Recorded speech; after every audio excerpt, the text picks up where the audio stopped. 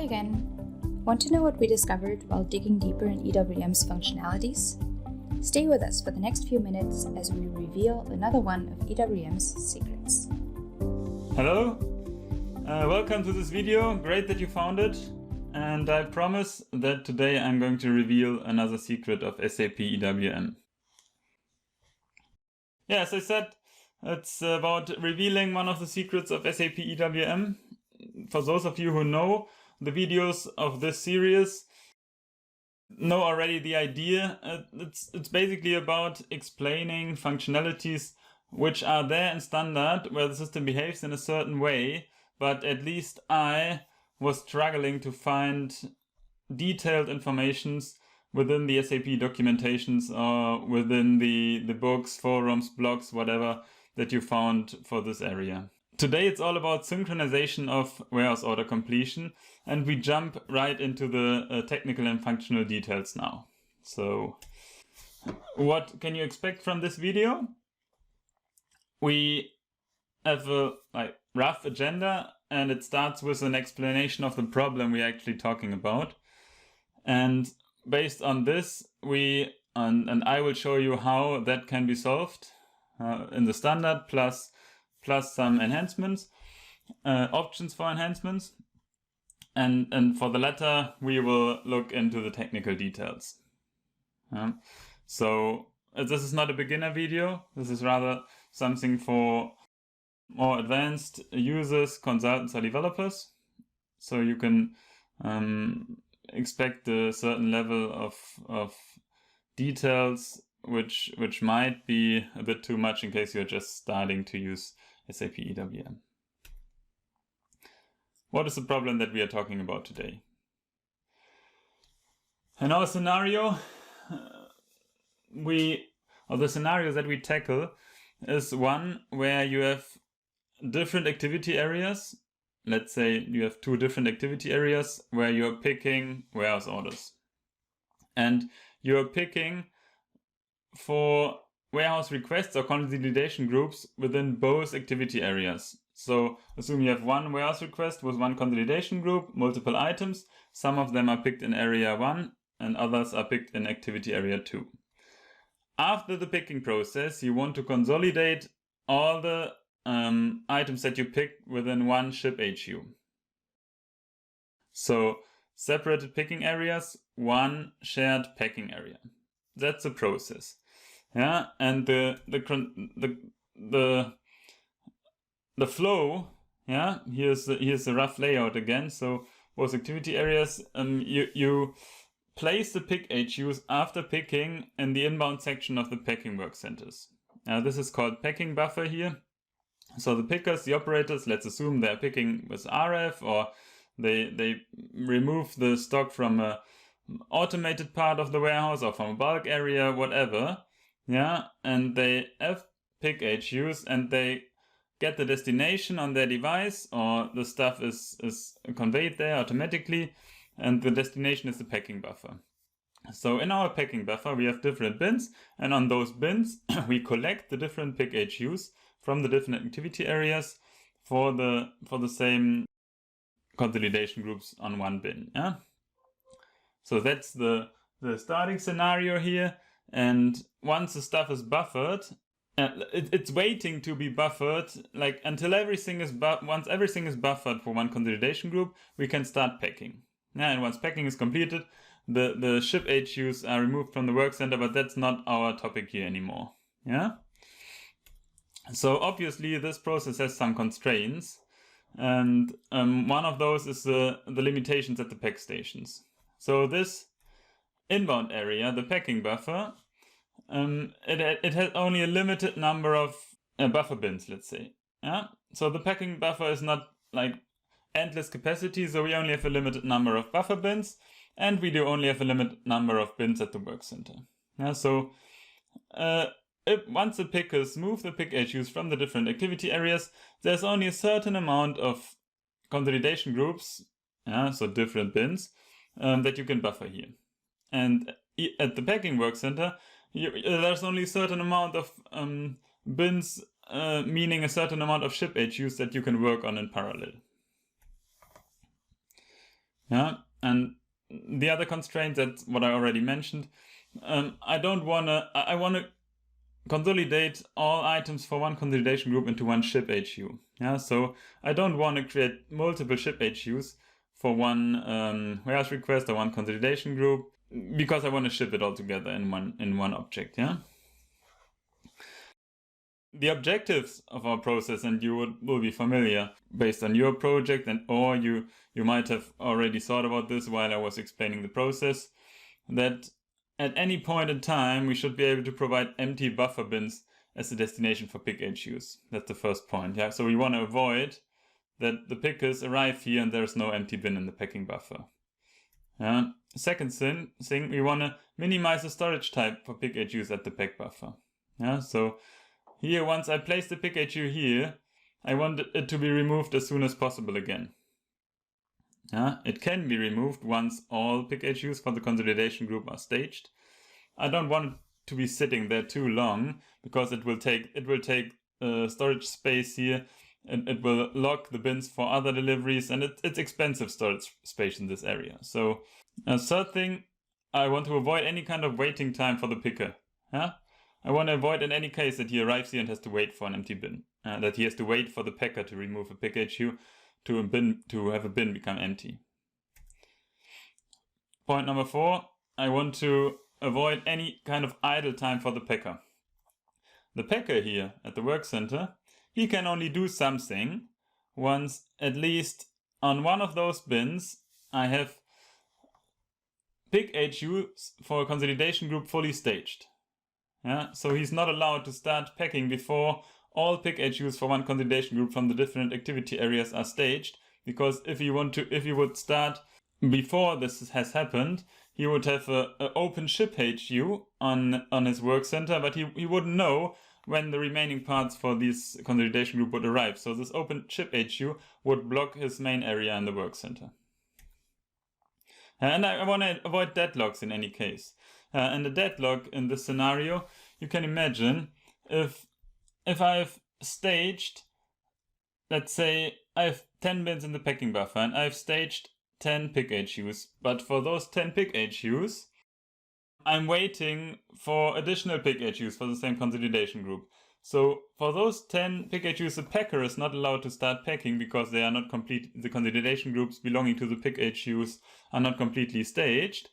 And the pickers, let's say one of the pickers working in an RFQ, and he's seeing now the next pick task, which is a different consolidation group, because all those warehouse orders which are staged here, all these consolidation groups, they are waiting for pick HUs from the completely different activity area. So in this activity area here, the operator starts processing the next consolidation group, and then he arrives here, and there is no empty bin. I said all my 10 bins are occupied with a partially staged consolidation group, partially staged pick HUs. So he cannot confirm to the destination, to the packing buffer, and the packer itself cannot proceed packing.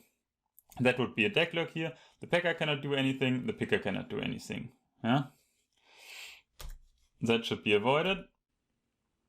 And to summarize, what's the problem again? I'm picking in different activity areas, and I need to wait for the packing to be started once picking in all those activity areas is completed, because only then everything is staged. And I want to minimize the waiting time here. So that means what I want to achieve, and that's why I called this video Synchronization of warehouse order completion. I want to achieve that if I pick for different consolidation groups in different activity areas, that the picks for those consolidation groups are completed at the same time, or at least roughly at the same time, at the same time range. So at the end, it can be planned based on customizing. You can sort the warehouse orders in the queues with different priorities. You can set the latest start date. You can pre-calculate the time that it takes to pick a picking task in different areas. There are multiple options in customizing, but at the end, you cannot forecast or foresee how and in which speed, at which point in time, in which activity area we complete which warehouse orders. So whatever you do in terms of pre-planning, it will end up to turn out in a different way. So what we actually want to achieve is that if somebody starts working on a warehouse order for a given consolidation group in one activity area, that the warehouse orders for the same consolidation group, the warehouse tasks for the same consolidation group in the different activity areas are somehow dynamically aligned. So I start picking for activity for consolidation group 1 in area 1, then in area 2 the orders for consolidation group 1 should somehow be prioritized or aligned so that we start in the other areas in a way that we end up arriving in the packing buffer at roughly the same time. That's the idea, and I'm pretty sure most of you have had this bottleneck scenario in one of your projects, because it's always the critical path or the critical point in the outbound process in almost every warehouse, this alignment between picking and packing. So let's have a look how this can be solved in standard actually, more or less. Standard would probably not be the correct description here because we are looking at a sample implementation of a body. We are talking about body SAP EWM X Core CO Post, and for this body SAP gave us an example class. So you can see here in the screenshot that's the body, and down here you see the example classes. There are two, and in this video we will look at the first one here, the example class for consolidation of warehouse orders. So what does the standard offer here? It's not a fallback class. Don't get it wrong. So if you don't look at this specifically, you will probably never see it. It's there. You can use it. You can activate it, but it won't be called by default when you unwrap your EWM and start using it. So what does SAP give us here in this example class? We look at the technical details now. We go step by step. I give a, let's say, high-level detailed overview. So I won't look into every line of the code, but I will give you a rough understanding what SAP is doing here. The first thing which is done here is check relevance, and this method is basically giving you an option to decide whether the task that I just confirmed is one which is relevant for the new logic in terms of updating other warehouse tasks or other warehouse orders. So in the standard example class, we check whether the task has actually a delivery reference. As I explained before, the whole scenario is basically based on warehouse requests, because you want to align the picking. If you're just confirming a task, let's say a due warehouse task from A to B, you usually don't need to synchronize something. So the second point here is whether it's assigned to an RFQ. The third check is whether the activity of the process type is pick. And the check number 4 is whether the warehouse order has LSD and the planned duration. This is what is in this method. You can later use it or use parts of it or change it. If the check is, let's say, successful, so if we decide, okay, this task is relevant for my update logic, we call the method adjust LSD for WHO. And to this method, we hand over the duration of the current warehouse order, the planned completion, and as the LSD new, we hand over the current system time. One very important point here, and that's the reason why this is commented here, the coding, that SAP suggests if you implement this, if you call an update logic for other warehouse orders during the confirmation of a task, make sure that you queue it. Use RFCs and don't do it synchronously. Because if you call the logic synchronously as part of the warehouse or task confirmation, obviously your performance will go down. And the operators will claim, like, why does it take so long when I confirm the task, blah, blah, blah. So it is commented here, and if you implement it, make it a RFC. So what is the logic in our method adjust LSD for WHO? 3 main steps.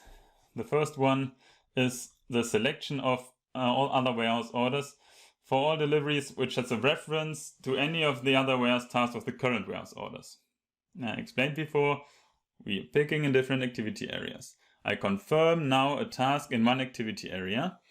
During the confirmation of this task, we now run a logic to select all other warehouse orders which have the same, let's say, delivery number, warehouse request number, consolidation group as the one that I confirmed just now.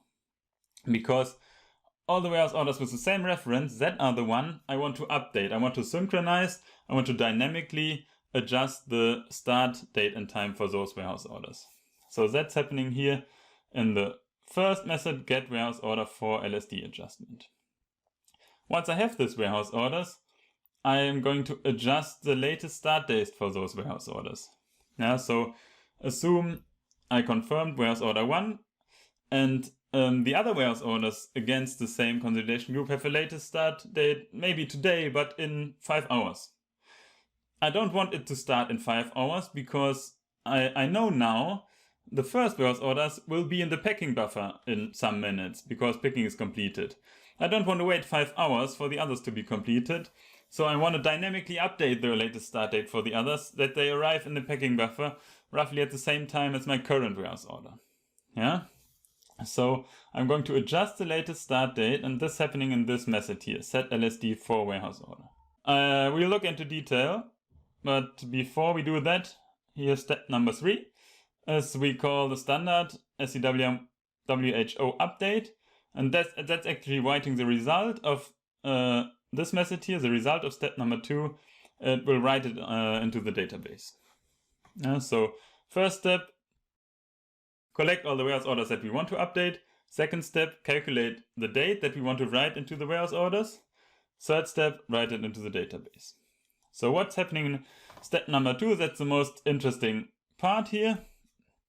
And again, it's an example class. This is just how the SAP team imagines it could work, but this, for you, it should just be like the base, the ground that you can build on your own logic.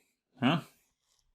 So here, adjust LSD for WHO, LSD calculation here, and it checks now. I have my current warehouse order, and I selected other warehouse orders for the same consolidation group. The other warehouse order I call here warehouse order pending. If the duration, so the calculated duration of the warehouse order pending, as said before, you can calculate durations based on customizing. You can also put your own logic there. I won't go into detail here. But if this planned duration of the pending one is greater than the planned duration of the current one, that means in total it will take longer to pick the other one. We set the latest start date to the current system date and time. That means we tell the system, we say start right away with the other warehouse order. Now, because if it has the current system date and time, it will move up in the queues. So if you're working system guided in queues, the other warehouse order will move to the top and will be processed right away by the next operator who is working in this queue. If the planned duration for the pending warehouse order is smaller than the current one, that means even if I'm still working on the current one, even if I start later with the pending one, I might still be able to finish at the same time. Yeah, so I want to set the latest start date of the pending one to this date and time, where if I would start at this date and time, I finish at the same time as the current warehouse order. And in order to do this, I set the latest start date of the pending one to the planned completion of the current one minus the planned duration of the pending one. So the planned completion of my warehouse order is in 2 minutes, and the planned duration of the pending warehouse order is in 1 minute, is 1 minute. So I say 2 minutes minus 1 minute. That means the pending one should start in 1 minute so that both of them complete at the same time in 2 minutes. Yeah, stupid example with a minute. In real time, usually it takes longer to process the warehouse task, especially in the manual area, but I think you got the point. So what we are telling the system here, do not start right away with the pending warehouse orders, but ensure that both warehouse orders are completed at the same time. Yeah, this is happening here.